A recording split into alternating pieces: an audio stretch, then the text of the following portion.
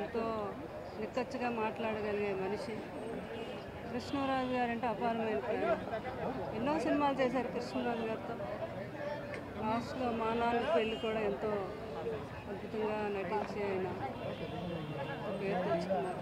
చాలా అనుబంధం. ఎన్నోసార్లు మా ఇంటికి రావటం కూడా జరిగింది ఆయన. కృష్ణరాజు గారితో ఆయన అనుబంధం నాతో చెప్పేవారు.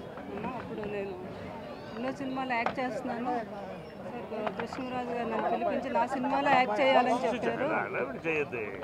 ఆ యాక్ట్ చేస్తూ ఏమి కోట నీకు ఎంత ఇమ్మంటావు సినిమాకి అంటే, నాకు తెలియదు సార్, నేను ఎవరు ప్రొడ్యూసర్లు ఎంత ఇస్తే అంతే తీసుకుంటున్నాను అంటే, అప్పుడు కృష్ణరాజు గారు అన్నారు అలా కుదరదు, పెన్ను కాగితం ఇచ్చి ఈ రోజు నుంచి నీకు ఎంత రెమ్యునరేషన్ కావాలో ఇంత రాసుకో, అక్కడి నుంచి అదే కంటిన్యూ అవ్వాలి ఇండస్ట్రీ అంతా అని కృష్ణరాజు గారు ఆ రోజు చెప్పారమ్మా.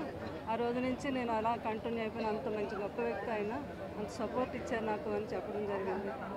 సో ఇది వాళ్ళ ఫ్యామిలీకే కాదు, మా ఇండస్ట్రీకి అందరికీ కూడా తీరని లోటు.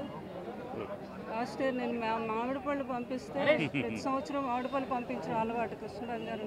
లాస్ట్ ఇయర్ నేను పంపిస్తే వెంటనే నాకు ఫోన్ చేశారు. కృష్ణరాజు గారి గురించి ఎంతో బాధపడ్డారు. ఆయన లేరు అంటే నాకు చాలా బాధగా ఉంది. నేను వస్తాను, వచ్చి మిమ్మల్ని ఒకసారి మీతో మాట్లాడాలి అంటే, తప్పకుండా ఎప్పుడంటే అప్పుడు రావాలి అన్నారు. లోపల నేను అమెరికా వెళ్ళడం వచ్చేసరికి వార్త నాకు చాలా హెల్ప్ చేసింది. సో ఆయన ఎక్కడున్నా కూడా వీళ్ళంతా మహానుభావులు, అమరవీరులే వీళ్ళు. వాళ్ళ ఆత్మకి, ఆయన ఆత్మకి శాంతి కలగాలి, వాళ్ళ కుటుంబం ఎంతో ధైర్యంగా ఉండాలని నేను మనస్ఫూర్తిగా కోరుకుంటున్నాను.